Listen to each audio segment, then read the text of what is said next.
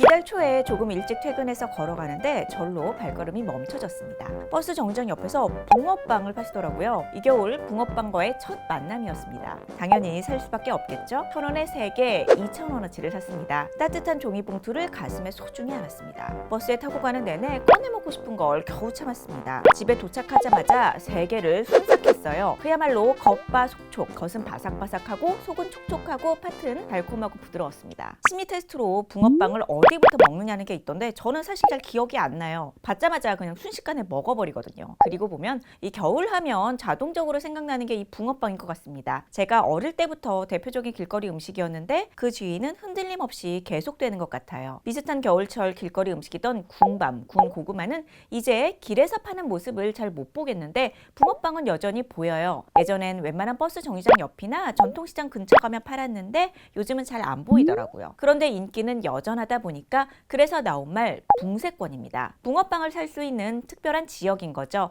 그만큼 붕어빵 영접하는 게 쉽지 않다는 거예요. 저희 동네 지역 카페에는 대체 어디서 붕어빵을 살 수 있느냐는 질문이 겨울마다 올라와요. 누가 알려주면 너무너무 반가워하면서 질문이 꼬리에 꼬리를 물고 이어져요. 이렇게 동네 사람들이 직접 알려주지 않으면 도대체 어디서 붕어빵을 파는지 알 수가 없어요. 그래서 최근엔 애플리케이션도 나왔더라고요. 가슴속 3,000원이란 앱입니다. 3,000원 정도로 사 먹을 수 있는 길거리 음식 정보를 공유하는 앱이에요. 사용자들이 직접 붕어빵 파는 곳을 입력을 하면 지도에 표시가 되는 거예요. 내가 현재 있는 곳에서 몇백 미터 떨어진 곳에 붕어빵 가게가 있는지 알려줍니다. 몇 시에 문을 열고 닫는지도 나와요. 아직 아이폰만 되던데 빨리 저 같은 사람들을 위해 안드로이드용도 나왔으면 좋겠습니다. 붕어빵에 대해 빅데이터 프로그램 한번 돌려봤어요. 붕어빵과 연관된 인터넷 감성어. 12월엔 좋다, 사랑, 칭찬 이런 게 나와요. 붕어빵에 대한 매우 긍정적인 반응들을 알 수 있죠. 한번 거꾸로 거슬러 가 볼까요?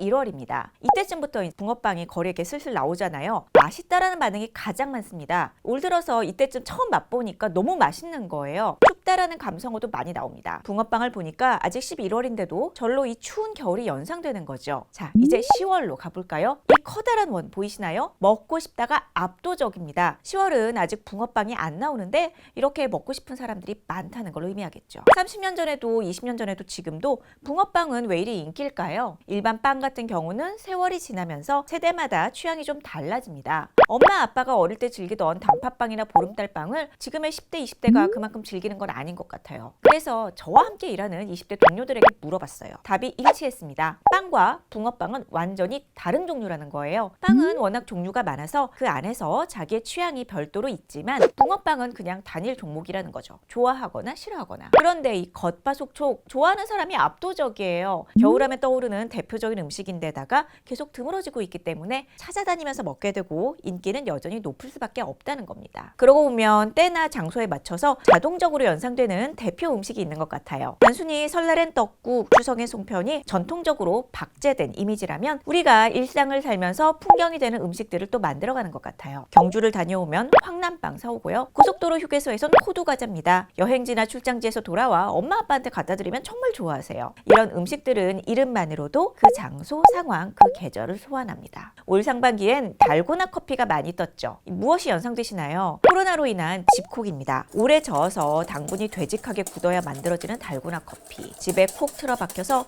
젓고 또 저어서 어떤 인내의 산물로 만들어지는 겁니다. 마치 인간이 되기 위한 봄의 쑥과 마늘처럼요. 달고나 커피 자체가 코로나를 극복하기 위한 어떤 노력의 상징으로서 기능했죠. 맛도 기막히게 달달해서 나름 만드는 고생을 보상해줬습니다. SNS에 달고나 커피 사진을 올리는 행위만으로도 방역에 협조하고 있다는 나의 메시지를 전달하는 거였고요. 사람들은 기꺼이 공감하면서 나 혼자만 집콕을 하고 있지 않다는 것을 확인하고 또 서로 격려해주는 매개체로 활용되기도 했죠. 풍속은 이렇게 만들어지는지도 모르겠습니다. 붕어빵의 기원이 이웃나라에서 왔다던가 붕어빵 반죽에 찹쌀을 넣고 모양을 길쭉하게 해서 잉어빵으로 부른다던가 등의 얘기는 붕어빵을 즐기고 관심을 갖는 가정에서 자연스럽게 찾아지고 진화하는 이야기 같아요. 엄마도 회사 선배도 그리고 10대 동생도 이 2020년 겨울을 즐기는 먹거리로 붕어빵을 거부감 없이 찾습니다. 비슷하게 겨울을 상징했던 군고구마는 해피콜과 오븐과 에어프라이어로 인해 집에서 해먹는 간식으로 위치를 옮겼어요. 하지만 붕어빵은 여전히 노점의 음식입니다. 마치 포켓몬을 찾아 떠나는 포켓몬고 게임처럼 지금도 지도 앱을 깔고 찾아다니며 당당히 붕세권을 형성하는 이 시대의 핫한 즐길거리이자 겨울의 상징물입니다. 이 귀엽고 친근한 모습으로 심리 테스트로 활용되기도 하고요. 아이스크림이나 과자 형태로도 언제나 인기입니다. 여러분이 찾은 붕세권은 어디인가요? 붕어빵은 머리부터 드시나요? 꼬리부터 드시나요? 그럼 다음 트렌드 분석으로 뵙겠습니다. 당신의 삶이 트렌드입니다.